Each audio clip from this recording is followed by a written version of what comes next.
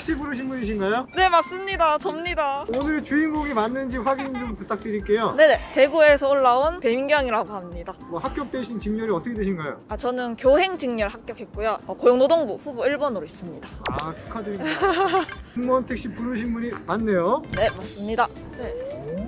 합격 증명서 성명 배민경. 가시죠!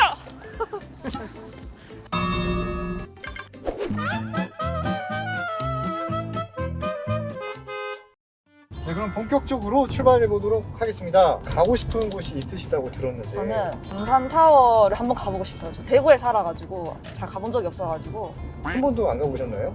남자친구가 있어야 한 번씩 올 텐데 저 남자친구가 없기 때문에 한 번도 안 가봤어요. 그래서 처음입니다. 네, 다음에 남자친구와. 네. 자기소개 간단하게 부탁드릴게요.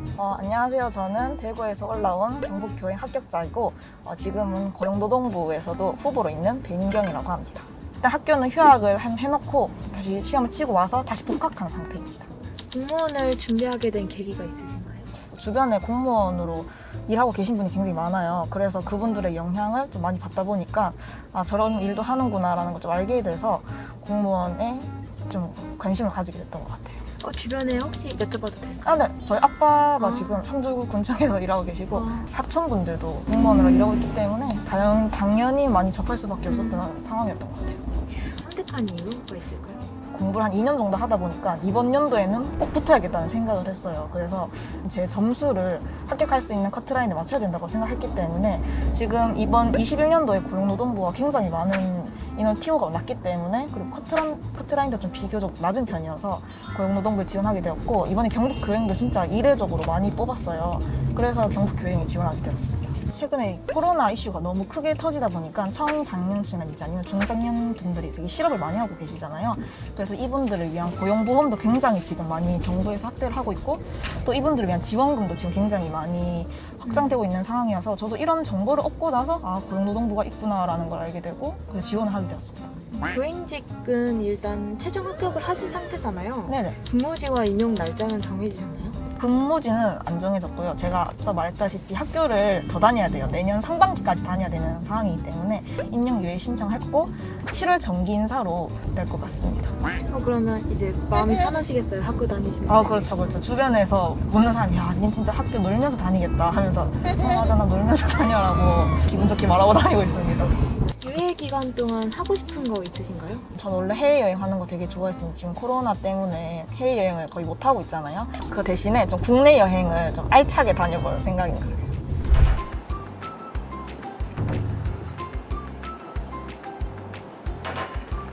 이걸 해야 돼. 이번 연도에 합격하시길 바랄게요. 화이팅! 됐다. 안녕하세요. 저는 경북교행에 합격했고 고용노동부에 지금 후보로 있는 배민경이라고 합니다. 고용노동부 같은 경우에는 지금 코로나로 인해서 많은 청년층이나 아니면 중장년층 분들께서 굉장히 많은 어려움을 겪고 있잖아요. 이런 분들을 위해서 지원금을 더 지원해 준거나 일자리를 주선하는 일을 하고 있는 걸 알고 있고요. 교행직 같은 경우에는 선생님들에게 임금을 준다거나 아니면 연말정산 그리고 여러 가지 학교에 필요한 상품들도 많이 구입하고 있는 일을 하고 있는 직렬입니다. 아마 고용노동부 같은 경우에는 지금 9급 공무원 같은 경우 다 지역 내에 고용노동센터에 들어가서 많은 일을 하고 있는 것으로 알고 있어요. 행정 직렬 같은 경우에도 대부분 학교 행정실에서 일하게 되고 연차가 쌓이거나 일을 하게 될 경우에 교육청에서 일하거나 또 다양한 방법으로 일을 할 수 있는 것으로 알고 있습니다. 고용노동부 같은 경우에는 아무래도 지금 많은 사람들에게 일자리를 주선하거나 아니면 지원금을 많이 내고 있기 때문에 보람을 느낄 수 있다는 인터뷰를 많이 봤었고요.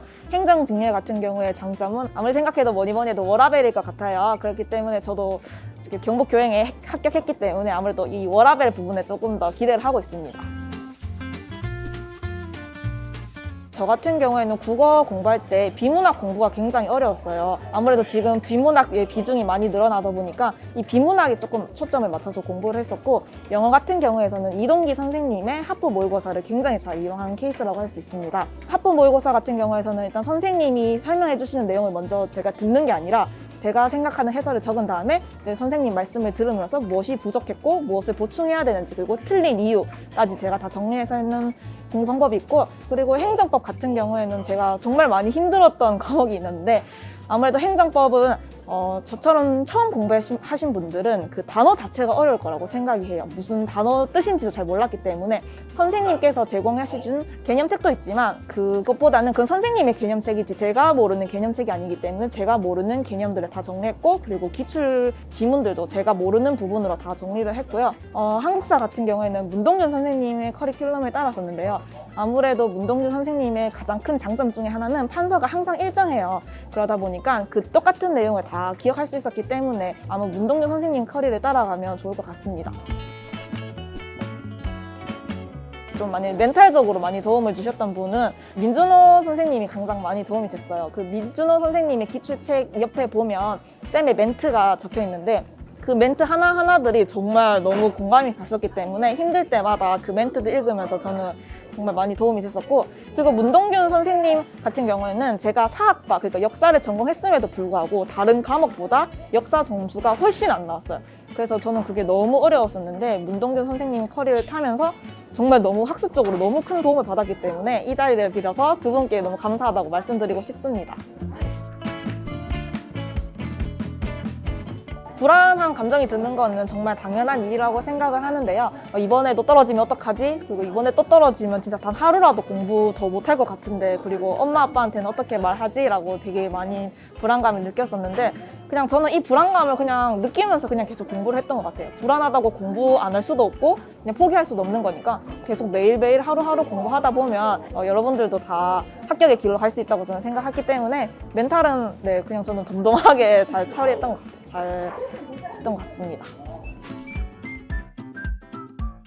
수능을 준비하면서 좀 후회가 많이 남았어요. 후련하다기보다는. 그래서 이번에 공시 생활을 할 때는 정말 후회 없이 공부를 해보자라는 마음이 있었는데 하면서도 좀 힘들긴 힘들더라고요. 하지만 그래도 여러분들 너무 힘들어하지 마시고 자기가 하고자 하는 목표가 있으면 꼭 이루게 되실 거니까 그런 목표의식을 가지고 열심히 공부해 주셨으면 좋겠습니다. 이번 연도에 합격을 기원하겠습니다. 화이팅!